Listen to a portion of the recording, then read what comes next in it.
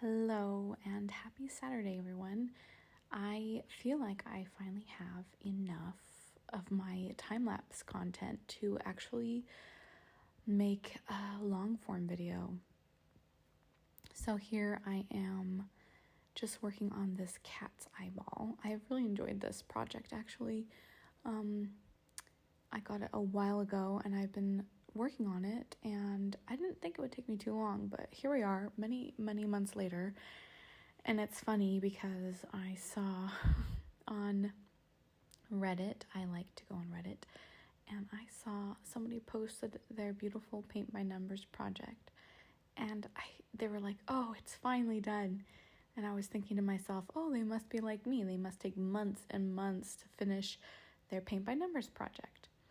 So I look in, and I think somebody asked them, like, how long did it take you? And they said, oh, I think it was 20 something days. And then that's when I realized that no, they're not like me. And maybe I'm an outlier because I take forever to finish my paint by numbers. And that's why this is only my second project.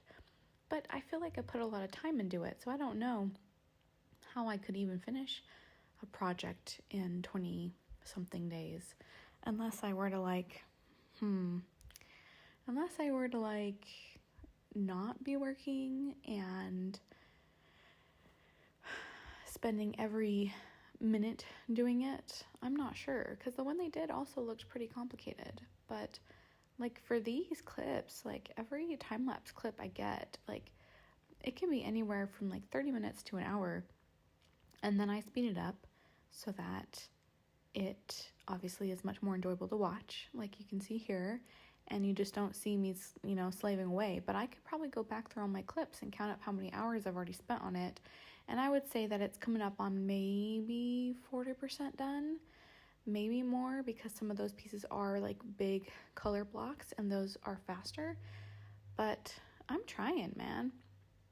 I usually work on it at least every weekend for a few hours. So I'm always surprised at how long projects take. I will be way overestimating my capabilities and underestimating the intricacies of these projects, but I like them nonetheless, and it's been really fun seeing it come together. And I'm actually glad I started on the face of this cat now, because I was getting kind of not very interested in just doing the corner, because the corner, it's beautiful doing the colors, but the corner wasn't giving much. It was just kind of okay, I'm putting paint down, but I'm not seeing the bigger picture yet. And now that I've started on the cat's face, I can actually see the bigger picture, and it makes me more excited to see as it slowly kind of grows outwards from the face. Like you can see me doing here. I've done the eye, excuse me, and now I've done the nose bridge, and then I'm working on the cheeks and the eyebrow area, and so that's really satisfying. But the only problem with taking so long in finishing these danged projects is that the paint starts to dry out. And so some of these paints are perfect consistency, and then some of them are drying out. And sometimes you get a project and it is already drying out, and so then it just is what it is. But then that also makes me kind of deterred from buying more projects to start until I'm ready to start them, because then I worry that while it's just sitting in its packaging, it is actually drying out. So who knows though. I think I have 2 other ones that I picked up that I will start after this if I ever finish this one, because this one's taking so long. But I'm excited for those. I think one of them is a lighthouse, and then the other one is this beautiful, I guess, city picture. I have to look at it again, because that was the one that I most recently purchased, and that one is really pretty. And I'm trying to find ones that I would enjoy having up in my apartment too, just because I don't want to buy one and do it all and then not want to display it. So I definitely want one that I can display. And I'm also kind of tempted to do an even bigger one, because I need a bigger painting over some pieces of furniture. but that seems really intimidating, and I don't even know if I have a big enough like art space to do that. So we'll cross that bridge when we get there.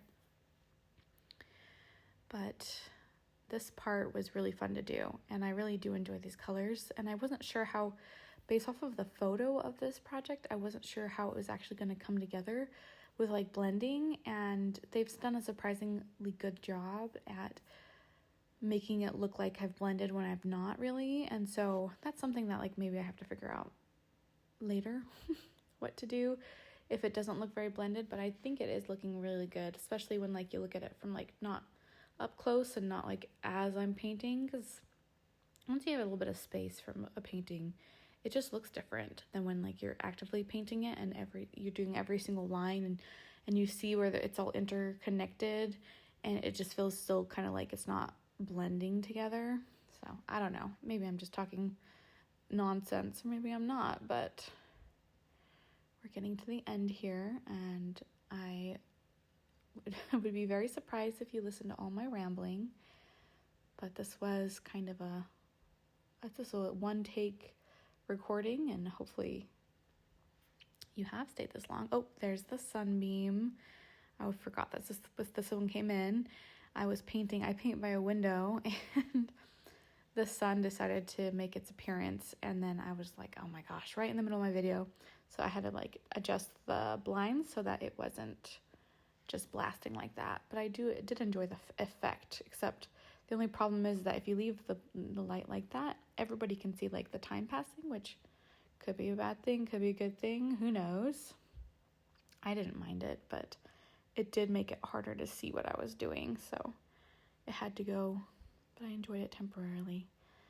But this is a lot of my current progress. I would say this is the last, I don't know how many days that I've worked on this painting. I plan to paint some more today, but I did want to get this video with a voiceover so that you can enjoy it.